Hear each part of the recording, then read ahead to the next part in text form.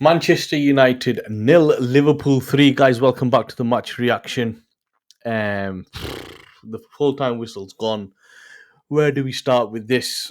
I think it's important when analysing this game not to get too emotional or emotionally overanalyze it, but that was as poor, I think, as when Solskjaer lost 5-0.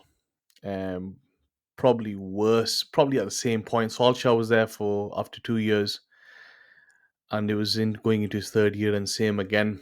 I did make some notes. I'm just looking at them now, but after a point, I just kind of stopped making the notes on this because I felt there wasn't.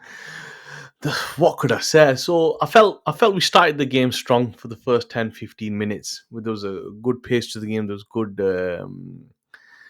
balance to the team. We were attacking well enough, but um, Casemiro, if he just take his two mistakes, I know there's a lot of criticism regarding the two mistakes he's made, but he was all over the place from the start of the game. He was, flying around, playing over the top passes.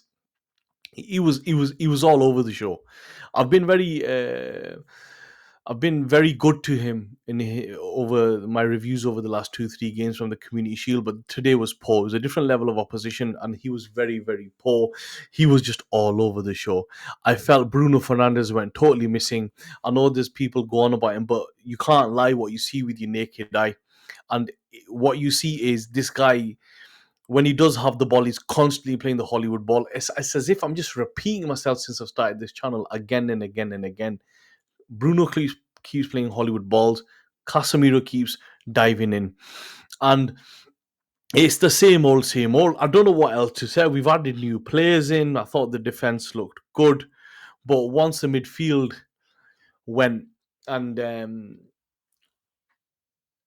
you know what? Fucking hell! What do we do now? Like, generally, what do we do now? We've got 2 weeks off. Then we play Southampton, and look, you can lose a game. We lost against Brighton, and I didn't think we were that bad against Brighton. But it's the manner you're losing. I don't think we've had. Alisson's done fuck all game, and we're the home team. And I just feel I said this when we played Spurs last year at home. I think it was September, October, November. I said this then that I feel how has Ange Postecoglou got a team playing in a certain way, and this guy's been here 2 years or a year over a year, and we're still trying to figure it out. We're in our third year. Arne Slot's coming, and you can see he's got an idea on what he wants to do. He took over a very difficult job. You don't normally say give him time. He's got it straight away. They know what they're doing. Saw that with Brighton. The excuses are running out, and the most damning thing of that game was if you watch it. We were watching it on Sky Sports in the UK.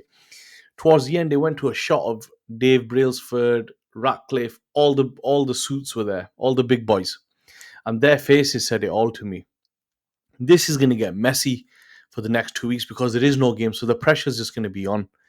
And at some point, what more can you do to get this team to perform? You've added in players, but it's a constantly same mistake. So you've changed everything: backroom staff, medical staff, players, problem players, this, that, the other. But you're having the same problem. So at what point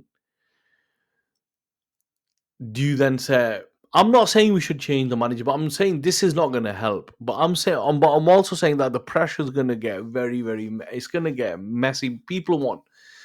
Fans want fans want performances. Fans want to see Man United move forward. You cannot be here for 3 years and still operate like this.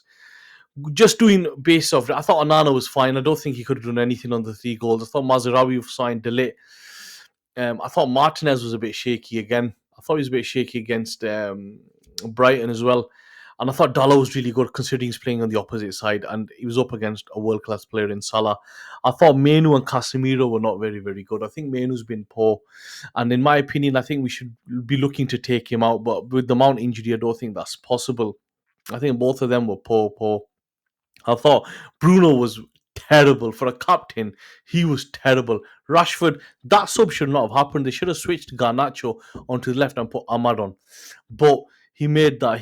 I think Garnacho, Bruno, and Rashford were terrible.